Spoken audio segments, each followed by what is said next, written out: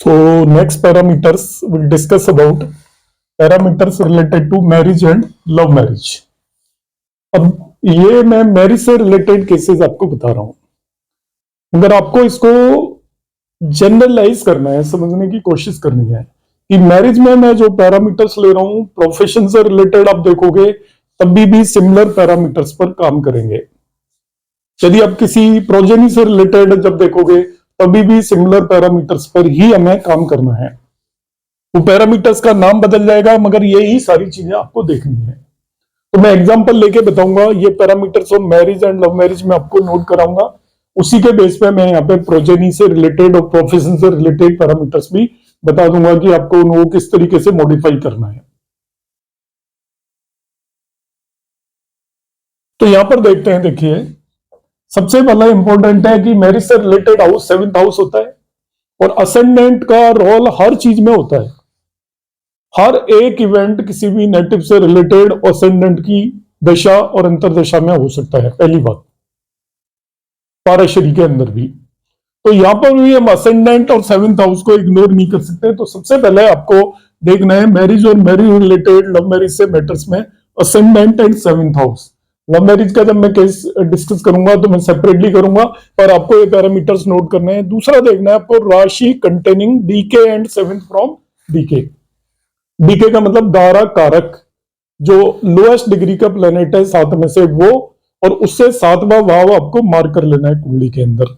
DK and 7th from DK. Third one है आपको 7th पद and 7th from it. 7th पद क्या होता है? 7वें भाव का पद। 7th हाउस से उसके लॉर्ड तक काउंट करिए, जितना नंबर आया अब लॉर्ड से उतना ही काउंट करिए, जो आएगा उसको हम बोलेंगे 7th पद। तो 7th पद और उससे भी 7वां भाव आपको नोट करना है। 7th पद से 7वां भाव। फिर है डी के एन आपको नोट करना है। डी के एन दारा कारक D9 चार्ट में जिस राशि में गया है उस राशि को D1 में डी के एन बोलते हैं। आपको डी के एन दारा कारक का नवांश की राशि नोट करनी है D1 के अंदर, उसको डी के एन बोलेंगे। सपोज दारा कारक 3 साइन में चला गया, दारा कारक प्लेनेट होगा जो कि नवांश में सपोज 3 साइन में चला गया, तो डी के एन D1 चार्ट के अंदर 3 हो गया आपका। तो उसको नोट करना है और उससे भी 7वां नोट करना है। फिर उपपद नोट करना है और उससे भी 7वां नोट करना है। तो किन किन से 7th हाउस नोट करना है आपको? राशि कंटेनिंग डीके, 7th पद, डीके एन एंड उपपद, इन सभी से 7वां हाउस आपको नोट करना है। इन्हें भी नोट करना है। इतनी चीजें आपको मार्क कर लेनी है, मैरिज से रिलेटेड मैटर देखना है। फिर आपको राहु केतु एक्सिस देखना है उस कुंडली के अंदर। राहु केतु एक्सिस कहां पर है और राहु केतु जिन हाउसेज में है वो राशियां किन किन और राशियों को एस्पेक्ट कर रही हैं, उन्हें भी हमें नोट कर लेना है। राहु जिस भी राशि में, वो राशि किन किन और 3 राशियों को एस्पेक्ट कर रही है, उन्हें नोट कर लेना है। इसी तरीके से हाउसेज एक्सपेक्टेड बाई डीके, जो दारा कारक जिन जिन हाउसेज को, दारा कारक तो यहां पे देखेगा नहीं, दारा कारक जिस राशि में है वो राशि किन किन हाउसेज को एस्पेक्ट कर रही है, उन्हें भी हमें नोट करना है मैरिज और मैरिज रिलेटेड मैटर्स में। नेक्स्ट हमें चेक करना है पी के फॉल्स 5th फ्रॉम द दशा। जो राशि दशा चल रही है, क्या पुत्र कारक उससे 5वें भाव में तो लाई नहीं करता, ये भी आपको नोटिस करना है। पुत्र कारक 5वें भाव में होगा तभी भी मैरिज हो जाती है, और वो उस केस में विद इन 1 ईयर उसके संतान भी हो जाती है। तो संतान की वजह से मैरिज होती है। पुत्र कारक संतान का कारक होता है। अभी हम इनको किस तरीके से यूज करेंगे वो मैं लेटर ऑन पार्ट में बताऊंगा, पर अभी आप इन सब चीजों को नोट कर लें और ध्यान रखें। तो लेटर ऑन पार्ट में जब मैं डिस्कस करूंगा, आप ये वीडियोस देखोगे तो इस चीज को लेकर बैठोगे आप साथ में। पैरामीटर फॉर द मैरिज, हम इन सब चीजों को मार्क करेंगे कुंडली के अंदर। एग्जाम्पल में एक साथ ही आपको दूंगा, तब मैं फिर से इन्हें डिस्कस करूंगा कि कौन कौन से अपने पैरामीटर मार्क करने हैं, पर ये आपके पास नोटेड होने चाहिए समझने के लिए आगे कि हम किस तरीके से इसे करेंगे। अब आता है मैरिज रिलेटेड प्रॉब्लम। शादी हो गई मगर उसके बाद भी प्रॉब्लम्स आती है। मैरिज में कोई भी आपका डिस्प्यूट क्रिएट हो गया, परेशानियां क्रिएट हो गई, तब आपको कुंडली को किस तरीके से एनालाइज करेंगे जेमिनी एस्ट्रोलॉजी में। अब आपको जब मैरिज रिलेटेड प्रॉब्लम है तो कौन कौन सी चीजें हमें देखनी पड़ेंगी? नंबर 1 दारा कारक देखना है कुंडली के अंदर, उपपद देखना है और दारा पद देखना है। धारा पद क्या होता है? धारा कारक 7th हाउस के पद को धारा पद बोलते हैं। 7th हाउस से उसके लॉर्ड तक काउंट करिए और उसके लॉर्ड से फिर उतना ही काउंट करने पर जो भी राशि आएगी वो धारा पद होगी। तो मैरिज से रिलेटेड डिस्प्यूट में धारा कारक देखना है, उपपद देखना है और धारा पद देखना है। फर्दर राहु केतु एक्सिस का बहुत इंपॉर्टेंट रोल होता है डिस्प्यूट में। राहु केतु एक्सिस आपको चेक करना है। इसके बाद जिस भी राशि के अंदर राहु है वो राशि किन किन राशियों को एस्पेक्ट कर रही है उन राशियों को भी नोट करना है, क्योंकि जेमिनी में हर एक राशि 3 और राशियों को एस्पेक्ट करती है। उन राशियों को भी आपको नोट कर लेना है। फिर आपको करना है मार्क लग्न and 7th of D1 and D9। तो D1 चार्ट के अंदर डिस्प्यूट देखने के लिए लग्न और उससे 7वां भाव मार्क कर लेंगे और D9 मतलब नवांश चार्ट के अंदर भी लग्न और उससे 7वां भाव मार्क कर लेंगे। नेक्स्ट आता है इन विंशोत्तरी दशा स्कीम मार्क डी के। अब हम देखेंगे यहां पे हम इन्वॉल्व कर रहे हैं विंशोत्तरी दशा को, क्योंकि पूरी तरीके से जेमिनी कभी 100% प्रेडिक्शन देने में कैपेबल नहीं भी हो पाती है। तो विंशोत्तरी दशा स्कीम में हम देखेंगे कि डी के धारा कारक की दशा तो नहीं है कोई, उसे भी हम देख लेंगे। सपोज कोई महादशा धारा कारक की चल रही है या किसी की महादशा में धारा कारक की अंतरदशा तो नहीं है, तो विंशोत्तरी दशा स्कीम में हम देखेंगे कि इसकी कब दशा आने वाली है। पर हम देखेंगे धारा पद, लॉर्ड एंड इट्स राशि। धारा पद कौन सा पद है? 7th हाउस से के पद को धारा पद बोलते हैं। तो 7th हाउस से उसके लॉर्ड तक काउंट करिए, जो भी आया लॉर्ड से उतना ही काउंट करने पर जिस राशि में आप पहुंचे वो धारा पद है। तो धारा पद का लॉर्ड आपको देखना है वो किस राशि में गया है। धारा पद वो कोई भी और होगा आपका, धारा पद जिस भी राशि में पड़ रहा है उसका लॉर्ड किस राशि में गया है उसे भी नोट करना है।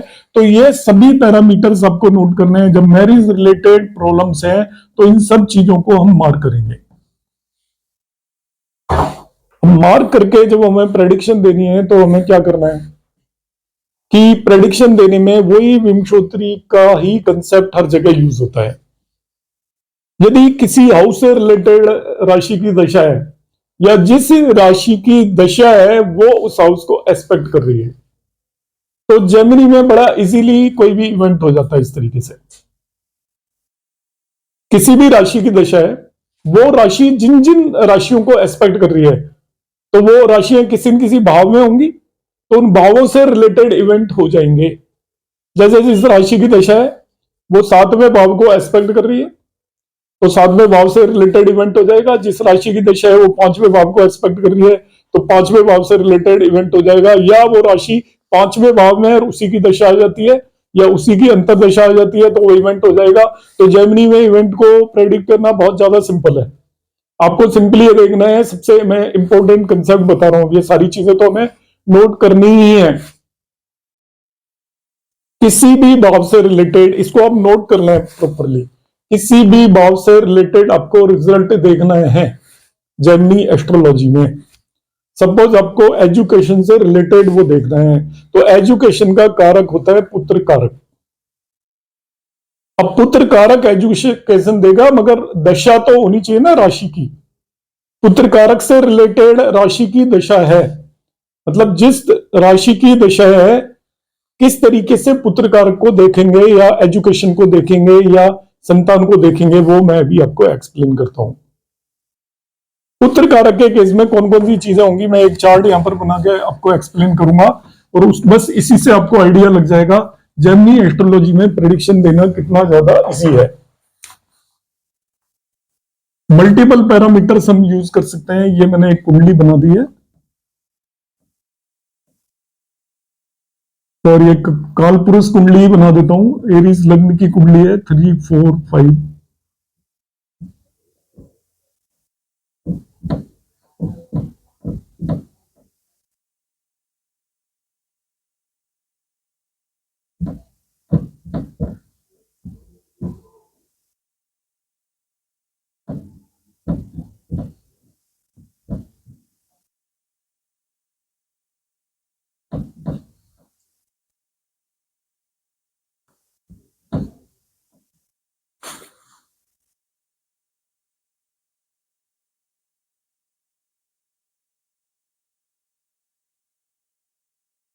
अभी मैं इसमें सपोज मान लेता हूं कि दारा फिफ्थ हाउस से रिलेटेड रिजल्ट देखना है, फिफ्थ हाउस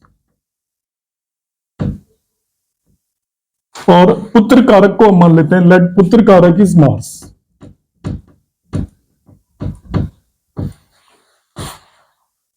अब हमें एजुकेशन या संतान से रिलेटेड प्रेडिक्शन देनी है।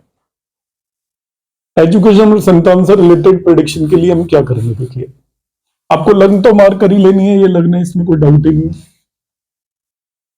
आप पुत्र कारक के लिए फिफ्थ पद मार्क करिए, ये पांचवा भाव है, इसके पद को फिफ्थ पद बोलेंगे। तो हम कैसे मार्क करेंगे, इस पांचवें भाव से इसके लॉर्ड तक जाइए, लॉर्ड इसका सन होगा 5 है, यहां पर 1 2 3 4 5 6 7 8 9।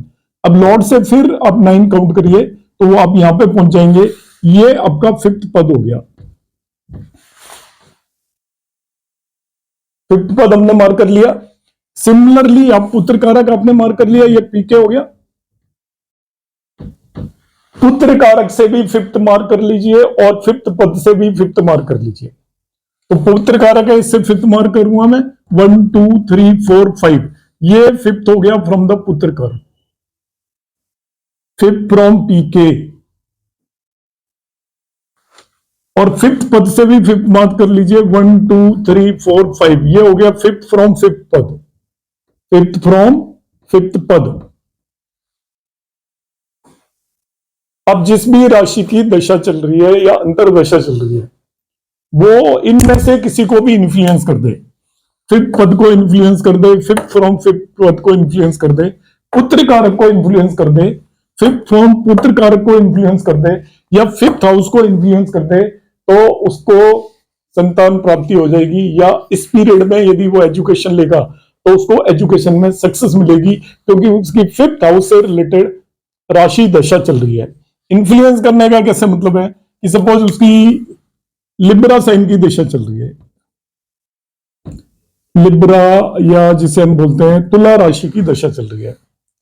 तो तुला राशि की दशा चल रही है, तो देखिए तुला राशि ना ही तो इसे एस्पेक्ट करेगी फिफ्थ पद को, क्योंकि ये चर राशि है, ये केवल स्थिर राशियों को एस्पेक्ट करेगी। तो आप सीधा ये देख लीजिए किन किन को एस्पेक्ट करेगी। 7 साइन है तो ये स्थिर राशियों को करेगी, उसमें इसके पास वाली स्थिर राशि 8 को एस्पेक्ट नहीं करेगी। तो एस्पेक्ट किसने करना है, 7 साइन जिसकी दशा चल रही है, 8 को तो एस्पेक्ट नहीं करेगी, मगर ये 11 को एस्पेक्ट करेगी, 2 को एस्पेक्ट करेगी और 5 को एस्पेक्ट करेगी। अब हम देखेंगे इनमें से, देखिए 2 के अंदर कौन बैठा हुआ है, फिफ्थ फ्रॉम पुत्र कारक है 2 के अंदर, तो ये राशि दशा फिफ्थ फ्रॉम पुत्र कारक को इन्फ्लुएंस कर रही है। इसका मतलब वहां पे प्रोजनी की पॉसिबिलिटी है, संतान की पॉसिबिलिटी है, उस पर्सन के बच्चा हो सकता है, या फिर यदि एजुकेशन होगी तो वो बेटर एजुकेशन होगी।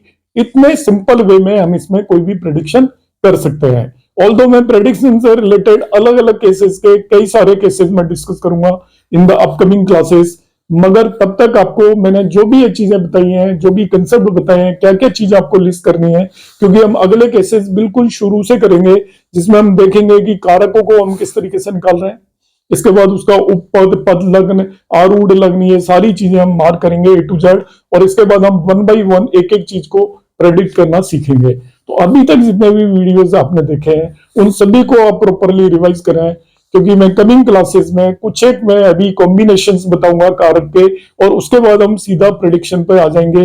आज की क्लास में मैंने आपको लिस्टिंग करना बता दिया है कि किन किन चीजों को हम लिस्ट करेंगे before going through the process of prediction.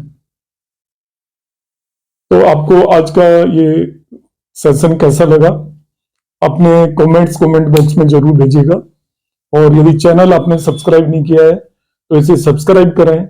यहां पर केवल बिल्कुल सटीक और ऑथेंटिक जानकारी दी जाएगी, अपनी मन से मनगढ़ंत कोई भी चीजें नहीं दी जाएंगी। दूसरा, हम ऐसी कोई चीज नहीं बताएंगे जो एस्ट्रोलॉजी में करेक्ट नहीं है। यदि वो नहीं, उसमें 10% भी डाउट है तो आपको बता देंगे 10% डाउट है। जैसे आप जनरली वीडियो देखते हो कि दूसरे भाव में शुक्र बैठे हुए हैं तो आपकी जिंदगी बदल देंगे, कोई एस्ट्रोलॉजी में ऐसा कुछ भी नहीं होता, कोई जिंदगी नहीं बदल सकता, आपकी जिंदगी जो है वही रहने वाली है। एस्ट्रोलॉजर केवल आपको ये बताएगा आपके साथ ये इवेंट होने वाला है, इसलिए जो भी रेमेडीज के चक्कर में पड़े हुए हैं वो थोड़ा ध्यान दें, रेमेडीज एक सीमित उसकी लिमिट होती है, वहीं तक आपके ऊपर इफेक्ट डालेगी, वो किसी की जिंदगी नहीं बदल सकता, वरना हम एस्ट्रोलॉजर्स अपनी जिंदगी सबसे पहले बदल लेते हैं। उम्मीद है आपको मेरी बात समझ में आ गई होगी। नमस्कार, जय श्री कृष्ण।